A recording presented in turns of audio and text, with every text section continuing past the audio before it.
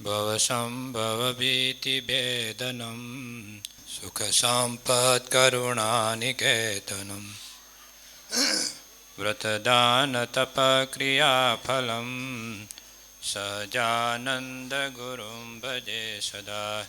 ઈષ્ટદેવ ભગવાન સ્વામિનારાયણ, વાલાવાલા હરિકૃષ્ણ મહારાજ, સભામાં ઉપસ્થિત પરમ પૂજ્ય બ્રહ્મસ્વરૂપ સ્વામી, અખંડ ભજનાનંદી, અખંડ કથા વાર્તાનું જે સુખ આપે છે એવા સંત દર્શન આપે છે આપણને.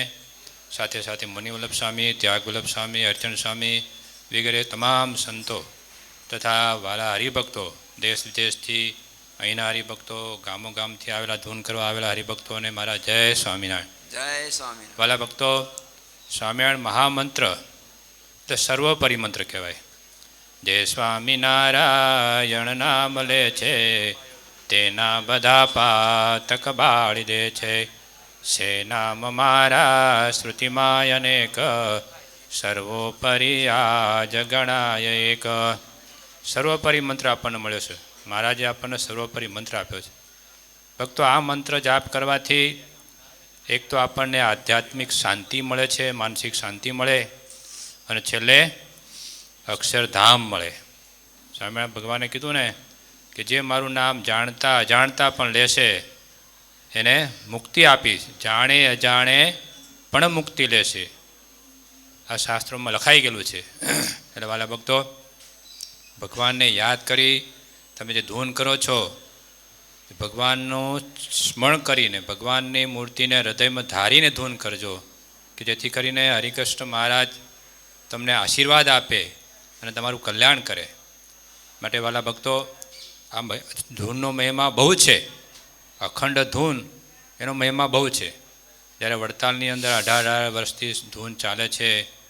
ધન્યવાદ છે ભક્તોને કે રાત દિવસ અહીંયા આવીને ભજન કરે છે, ધૂન કરે છે. આજે ઘર છોડીને આવે, ખેતર છોડીને આવે, ધૂન કરવા આવે છે. એ કોઈ સામાન્ય જીવ ના હોય ભક્તો. જેના બહુ પુણ્ય ભેગા થાય ને એ વડતાલની અંદર આવે. પહેલી વાત એ છે, વડતાલની અંદર આવે. એમાંય તમે તો બધા લગભગ મોટા ભાગે વડતાલમાં જન્મ લીધેલા હશો કદાચ. ક્યાંના છો બધા? બામરોલીના? ધૂન મંડળ ક્યાંનું છે? અચ્છા, બહુ સરસ. સંખેડા? ઓહો, નૌતમ સ્વામીના શિષ્ય બધા. વાહ વાહ, તો જોરદાર નિષ્ઠાવાળા કહેવાય. નૌતમ સ્વામી એટલે એમની નિષ્ઠામાં જે માણસ તૈયાર થાય ને, એમના ઉદ્દેશથી બહુ પાવરફુલ થાય, મહારાજના મહિમાવાળો થાય, વડતાલ લક્ષ્મીનારાયણ દેવ હરિકૃષ્ણ મહારાજના મહિમાવાળો થાય. એટલે તમે ત્યાંથી ધૂન કરવા આવ્યા, તમારા બહુ મોટા ભાગ કહેવાય. આમ બાકી તો દુનિયામાં ઘણાય ભક્તો છે, પણ નજીક બધા રહેતા હોય, ગામમાં રહેતા હોય, પણ અહીં ન આવી શકતા હોય.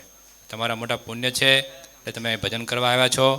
આખો દિવસ ભજન કરજો, ધૂન કરજો, એટલે હરિકૃષ્ણ મહારાજ, લક્ષ્મીનારાયણ દેવ અને આચાર્ય મહારાજ, સંતો બધાએ તમારી પર રાજી થશે, તમારું ધૂન સાંભળશે. એટલે ભગવાનને પ્રાર્થના કરીએ, ભગવાન તમને ખૂબ ભક્તિ કરવાની શક્તિ આપે. એ ભગવાનના ચરણોમાં પ્રાર્થના. જય સ્વામિનારાયણ. જય સ્વામી.